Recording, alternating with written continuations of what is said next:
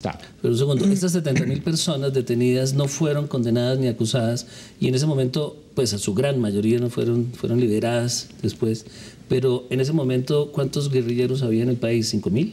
En ese momento, a ver, las cifras de guerrilla de Turbay son increíbles. En el año 78, cuando asumió el poder Turbay Ayala, en el país se calculaba que había 1.000 guerrilleros combatientes con armas. FARC, M-19, PLLN.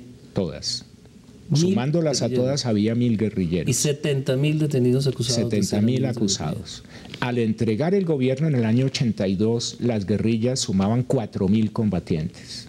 Turbay multiplicó por 4 la fuerza guerrillera del país, a pesar de haber reprimido, detenido ilegalmente, torturado, asesinado, desaparecido a muchísimos colombianos. Entonces el gobierno de Turbay fue el fracaso de la vía represiva militar y del cogobierno entre militares y civiles. Betancourt hace un corte drástico con eso. Betancourt, para usar una metáfora, frenó la máquina de guerra del Estado que estaba impulsada, acelerada y que creía estar ganando la guerra contra la subversión. Y Betancourt dijo, no, ese es un camino equivocado. Por ese camino no vamos a ninguna parte, sino que vamos a polarizar más el país. Y acuarteló al ejército. 3 grandes guerrillas firmaron un cese al fuego, una tregua, con Belisario Betancourt, que fueron el M-19, las FARC y el EPL, mientras el ELN no participó en ese cese al fuego. Fue la única que siguió haciendo guerra, principalmente secuestros. Pero con la tregua de las grandes organizaciones guerrilleras sucedió un fenómeno.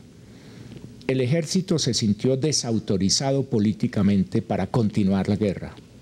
Los grandes propietarios de la tierra en las regiones de influencia guerrillera se sintieron desprotegidos.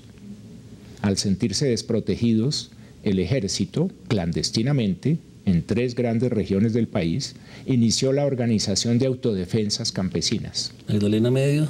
Fueron el sur del Magdalena Medio, especialmente con epicentro en Puerto Berrío y Puerto Boyacá. En segundo lugar, el nororiente antioqueño, en la zona de Segovia, Remedios, Amalfi, Nechí. Y en tercer lugar, la región del Ariari en el Meta. En una donde salió Ramón Izaza, en otra donde salieron los Castaño y en la tercera donde salió Rodríguez Gacha. Entonces, a comienzos de los 80s, el país cometió el primer error estratégico grande cuyas consecuencias estamos padeciendo todavía. Ese primer error fue que el ejército y los grandes propietarios de la tierra y los grandes caciques políticos de esas 3 regiones hicieron una alianza con los terratenientes para efectos de estimular las autodefensas y no se dieron cuenta, o se dieron cuenta pero hicieron caso omiso de que los grandes terratenientes en algunas regiones del país eran ya los primeros mafiosos del cartel de Medellín. Entonces, en el fondo, el ejército hizo, por interpuesta persona, una alianza con la mafia de Medellín para buscar seguridad. Ese es un error estratégico que Colombia ya se dio cuenta que fue un error histórico y que ha venido pagando con muchísima sangre, con terrorismo, con miles de muertos, porque uno no puede aliarse con una fuerza ilegal como el narcotráfico, aún para los fines más nobles que son la seguridad. ¿Por qué el país, la dirigencia, los partidos, Betancourt, Barco que vino enseguida, o los grandes grupos económicos no se dieron cuenta en ese momento de ese gran error estratégico? Yo no sé si no se dieron cuenta. Digamos, no se dieron cuenta sería la interpretación histórica más benigna. Era evidente, por ejemplo, el general García, que era el comandante de Puerto Berrío, que ayudó a organizar desde el batallón Bárbula, que estaba bajo su jurisdicción en Puerto Boyacá, las primeras fuerzas paramilitares, inicialmente no eran narcotraficantes. Henry Jesús Pérez no era un narcotraficante. Ellos recogieron fondos en colecta de los ganaderos, de la Texas, de empresas, de los comerciantes. Tuvieron el apoyo, por ejemplo, de Jaime Castro, que era miembro del comité editorial de Tribuna Roja, el periódico de Puerto Boyacá.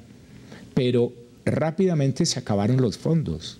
Es que las autodefensas de Puerto Boyacá se iniciaron con 200 millones de pesos, no más.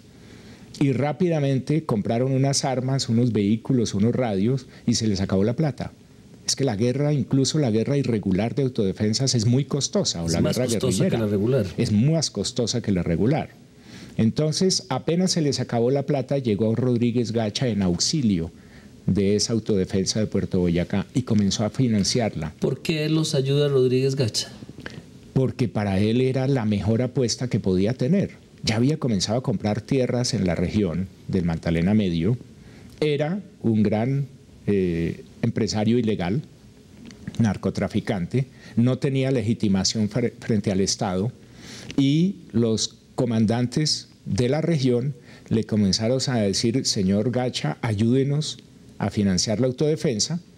Y cuando a un mafioso le hacen esa propuesta, le están proponiendo asociarse con el régimen contra los enemigos del régimen que se veían en ese momento, las guerrillas.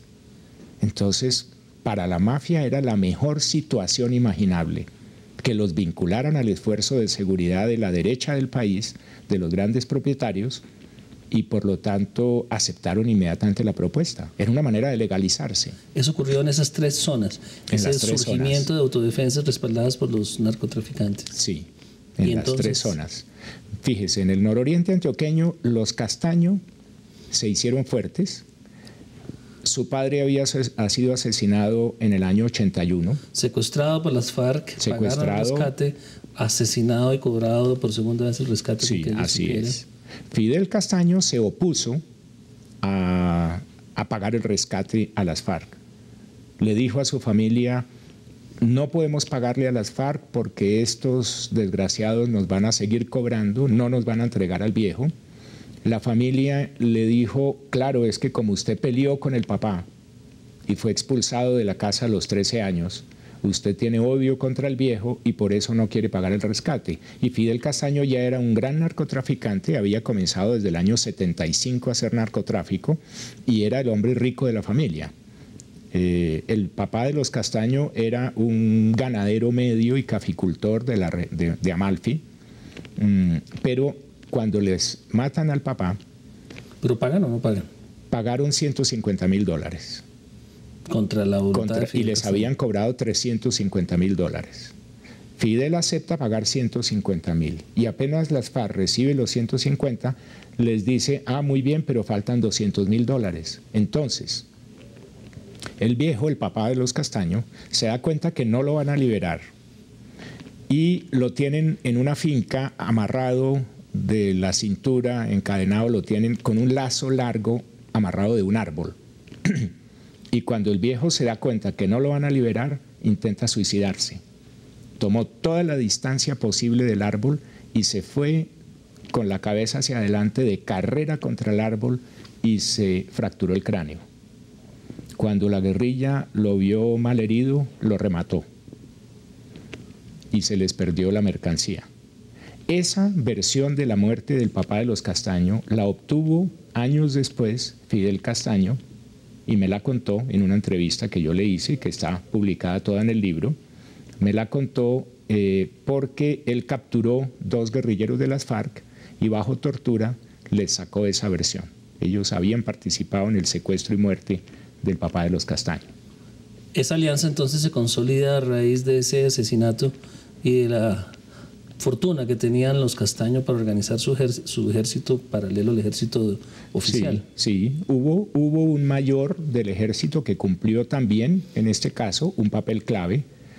Es un mayor que ya murió asesinado, que se llamaba Alejandro Álvarez Henao, que los Castaño, ambos, Fidel y Carlos, a quien después entrevisté en el año 99, refieren como el hombre que organizó las autodefensas en esa región, que tenía clarísima la lógica antisubversiva que debía impulsarse y que era un hombre muy inspirado ideológicamente y operativamente, y él organizó un primer grupo en Amalfi de 100 hombres jóvenes a los que armó y entrenó como un grupo de autodefensas.